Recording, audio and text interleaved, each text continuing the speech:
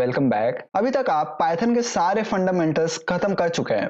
अभी तक आपको सारे चीज मालूम है कि लूप्स कैसे चलाते हैं, आप फंक्शन कैसे यूज करते हैं, आप कंडीशंस कैसे लगाते हैं, मॉड्यूल्स क्या होती है और मॉड्यूल्स को कैसे इंपोर्ट करते हैं, आपको ये सभी चीज पता है। तो इस यूनिट में हम इन सभी कॉन्सेप्ट को क्लोज अप करके एक छोटा सा प्रोग्राम बनाने वाले हैं जो कि एक इंटरेक्टिव डिक्शनरी होगी।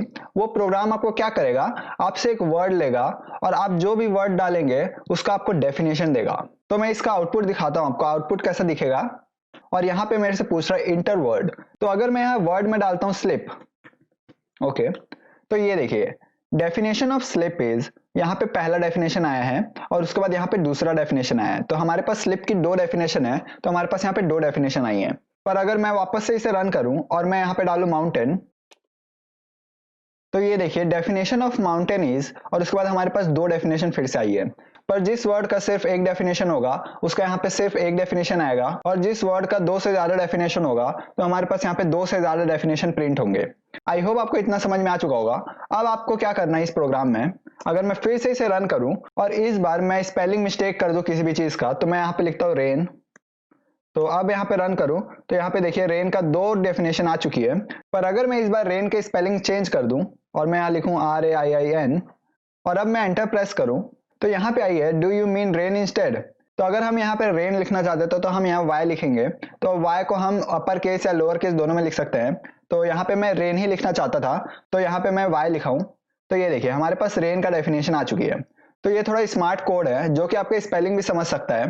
तो आपको इसी टाइप का कुछ प्रोग्राम बनाना है। और ये प्रोग्राम क्या क्या कर सकता है, अगर मैं इसे फिर से सेव करके रन करूं और इस बार मैं रेन को R कैपिटल में लिखूं, A स्मॉल में लिखूं, फिर I कैपिटल में लिखूं, फिर N स्मॉल में लिखूं और अब मैं रन करूं, तो भी कोई प्रॉब्लम नहीं आएगी। ऐसे वर्ड भी हमारा कोड एक्सेप्ट करेगा जिसमें हमारा वर्ड केस सेंसिटिव नहीं रहेगा। तो मैं यहाँ पे ऐसे भी कर सकता हूँ। अब अगर मैं इसे फिर से रन करूं और उसके बाद मैं कोई रैंडम वर्ड यूज करता हूं, मैं कुछ भी वर्ड लिखता हूं जो कि हमारे डिक्शनरी में ना हो, और मैं अब सेव करके रन करूं, तो ये देखिए हमारे पास क्या आया है, word not found, please recheck it. तो सबसे पहले हमारा पाइथन इस वर्ड को खोजेगा और अगर ये वर्ड नहीं मिलेगा तो इसके जो सिमिलर वर्ड होगा उस वर्ड को खोजेगा, और अगर वो वर्ड भी नहीं मिलेगा तभी जाके ये वाला कंडीशन ट्रू होगा और ये वाला मैसेज प्रिंट होगा। तो अभी हम ये वाला प्रोग्राम कमांड लाइन में बनाए हैं, लेकिन हम फ्यूचर में UI एप्लीकेशन भी इसका बना सकते हैं। आप इसको फ्यूचर में खुद से भी एक्सटेंड कर सकते हैं।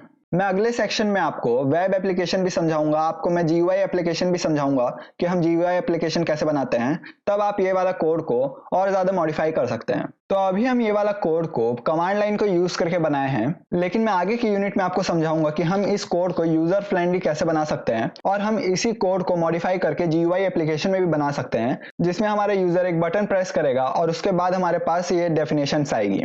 तो अभी ये वाला कोड आप सभी के लिए बहुत ज्यादा इंपॉर्टेंट होने वाला है, क्योंकि ये आपका सबसे पहला प्रोग्राम है। तो आई होप आप इस प्रोग्राम को बनाने के लिए एक्साइटेड होंगे और आप इस प्रोग्राम को मेरे साथ साथ ही बनाएंगे।